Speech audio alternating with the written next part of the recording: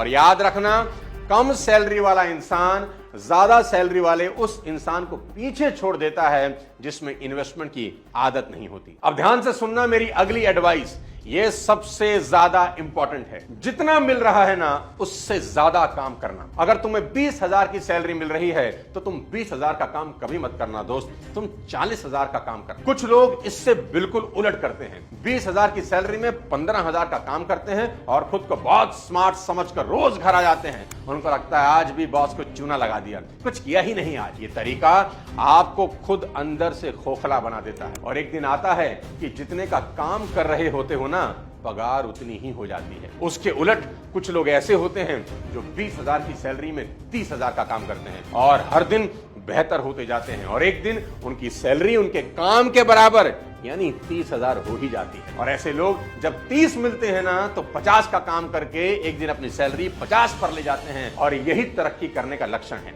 लेकिन दुनिया अनोखी है। यहां आदमी कहता है मुझे पहले ज्यादा मिले फिर मैं ज्यादा दूंगा, लेकिन सफल लोग उल्टा सोचते हैं। वो कहते हैं मैं पहले ज्यादा दूंगा ताकि दुनिया मेरी कीमत बढ़ाने पर मजबूर हो जाए। याद रखना, आपका फ्यूचर आपके एक्स्ट्रा एफर्ट से बनता है, ना कि आपकी बेसिक ड्यूटी से। बॉस आपको काम के लिए कहे ना कहे, आपकी सैलरी बढ़े या ना बढ़े, पर आप अपना स्टैंडर्ड इतना ऊंचा रखना कि एक दिन दुनिया बोले ये बंदा नहीं ब्रांड है, और एक दिन आएगा कि बॉस बोलेगा ही बोलेगा अगर इसको आगे नहीं बढ़ाया ना तो साला कंपनी का नुकसान हो जाएगा। अब सुनो सैलरी बढ़ाने की मेरी अगली एडवाइस, ये थोड़ा हटकर है। सैलरी सिर्फ मेहनत करने से नहीं, मेहनत दिखाने से बढ़ती है। जी हां, क्योंकि जो दिखता है वही बिकता है। दफ्तर में सबसे बड़ा धोखा है ये सोचना कि मैं चुपचाप काम करता हूं, एक दिन सबको दिखेगा। ऐसा कभी नहीं होता भाई। यहां भगवान भी अगर अवतार लेते हैं ना तो शंख बजता है कि प्रभु आ गए हैं। ये मार्केटिंग और एडवर्टाइजमेंट का जमाना है। चाहे कंपनी मीटिंग हो, चाहे इवेंट्स हो, चाहे टाउन हॉल, हर जगह तुम्हारी आवाज गूंजनी चाहिए। खुद की ब्रांडिंग करो। आज अगर तुम खुद को बेच नहीं सकते तो तुम्हारे टैलेंट की साला कोई कीमत नहीं। और काम अकेले कभी मत करना, टीम के साथ चलना, दूसरों की खूब मदद करना, क्योंकि जब तुम्हारा नाम दूसरों की जबान पर आएगा ना, तब बॉस के कान खड़े होंगे।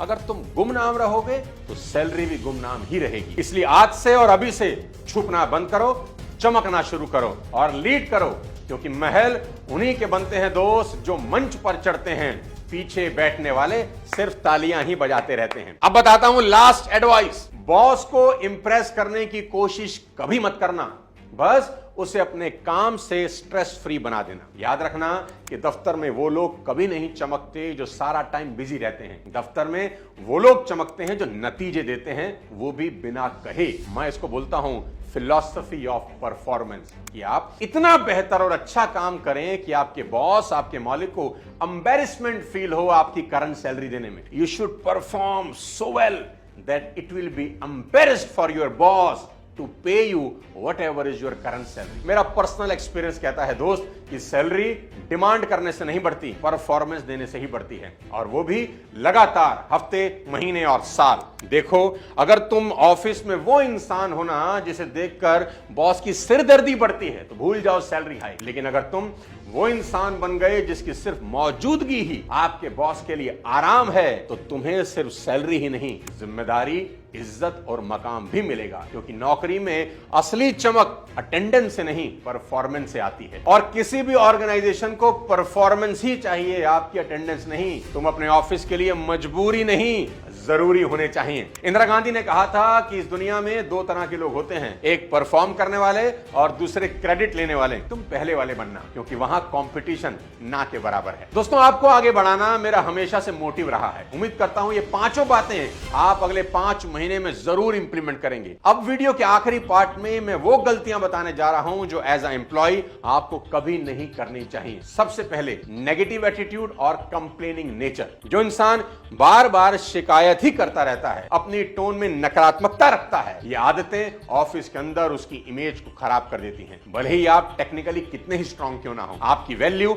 आपकी कंपनी में हर रोज घटती है और अप्रेजल के वक्त ये बड़ा फैक्टर साबित होता है। दूसरी गलती, हमेशा दूसरों की बुराई करना या गॉसिप कल्चर में शामिल होना। दोस्तों, ऑफिस पॉलिटिक्स और पीठ पीछे बातें करना किसी भी इंसान की इमेज को खत्म कर देता है। सीनियर को लगता है कि आप टॉक्सिक एनवायरनमेंट फैला रहे हैं। इससे आपको हर हालत में बचना चाहिए, सिर्फ अपने काम से मतलब रखो, दुनिया जाए भाड़ में। तीसरी गलती, फिक्स्ड माइंडसेट। मतलब जब आप बोलते हैं ये मेरा काम नहीं है, मैं क्यों करूं, अगर आप हर बार बोलते हो ना ये मेरी जेडी में नहीं है, तो आप ग्रोथ के लिए अनफिट माने जाते हो। मैंने शुरू में भी समझाया है कि अगर एक्स्ट्रा पाना है तो एक्स्ट्रा करना शुरू कर दीजिए। चौथी गलती, डेडलाइन मिस करना या फॉलोअप में ढील देना। टाइम मैनेजमेंट और अकाउंटेबिलिटी का ना होना अप्रेजल में सबसे बड़ा रेड फ्लैग माना जाता है। हर काम में लेट लतीफी बेहद नुकसानदायक साबित होती है। टाइम से पहले प्रोड्यूस करना सीखना होगा, तभी सबसे अलग नजर आओगे। पांचवी गलती, सीखने से मना करना या फीडबैक को इग्नोर करना। जो लोग फीडबैक को पर्सनली लेते हैं, अपनी ईगो पर ले लेते हैं और खुद को बदलने से इनकार करते हैं,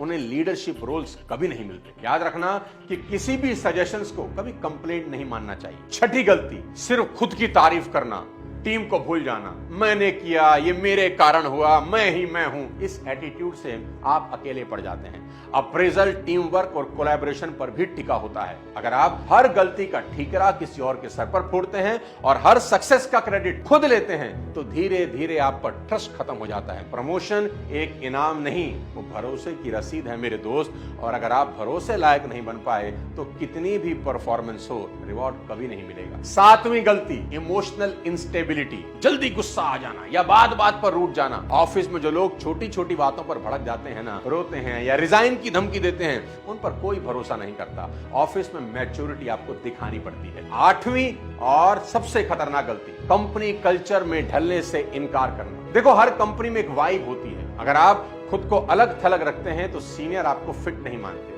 आपको कंपनी के सिस्टम में जेल होना ही आना चाहिए। मैं चाहे ये करूं, मैं चाहे वो करूं, मेरी मर्जी, ये सब नहीं चलता। अलाइनमेंट किसी भी ऑफिस ग्रोथ की सबसे बड़ी नीड है। नौवीं और आखिरी गलती बताता हूं, ऑफिस एथिक्स का उल्लंघन कर डालना। लेट आना, बार बार छुट्टी लेना, काम के समय सोशल मीडिया में लगे रहना, व्हाट्सएप देखते रहना, इंस्टाग्राम देखते रहना, ये सब आपके प्रोफेशनल कैरेक्टर को गिरा देता है। काम के वक्त सिर्फ काम करना और ऑफिस को मंदिर ही मानना मेरे दोस्त, क्योंकि मंदिर में भगवान से कुछ मांगने ही जाते हो और आपका ऑफिस आपको वो सब देता है जो मांगने आप मंदिर जाते हो। इसलिए अपने वर्क प्लेस की बहुत इज्जत करना। दोस्तों, अब आप दो रास्ते पर खड़े हो। एक रास्ता जो आपको वहीं ले जाएगा जहां आप हर साल जाते हो, बिना हाइक, बिना पहचान, सिर्फ फ्रस्ट्रेशन के साथ। और दूसरा रास्ता जहां आप अपनी गलती पकड़ते हो, आदतें बदलते हो और खुद को उस इंसान में बदलते हो जो सैलरी नहीं, अपनी काबिलियत की कीमत तय करता है। तो आज एक वादा करो, अब मैं सिर्फ काम नहीं करूंगा, मैं असर छोड़ूंगा, ऐसा बोल दो। मैं सिर्फ नौकरी नहीं करूंगा, मैं अपनी औकात साबित करूंगा। प्रमोशन मांगूंगा नहीं, खुद को उस लायक बना दूंगा कि कंपनी बोले अगर इसे नहीं बढ़ाया तो नुकसान अपना है। अगर ये वीडियो आपकी रगों में कुछ भी हिला गया हो तो कमेंट में सिर्फ एक लाइन लिखो, अब मैं रुकूंगा नहीं। और हाँ, ये वीडियो उन सबके साथ शेयर करो जो आज भी अपनी वर्थ से कम में जी रहे हैं, क्योंकि याद रखना, जो अपनी वैल्यू खुद नहीं पहचानता, दुनिया उसे सिर्फ एम्प्लॉय आईडी मानती है। अगले किसी और वीडियो के साथ जल्द आपसे मुलाकात करता हूं। तब तक अपने स्वास्थ्य का ध्यान रखिए। थैंक यू सो मच और बढ़ते रहिए।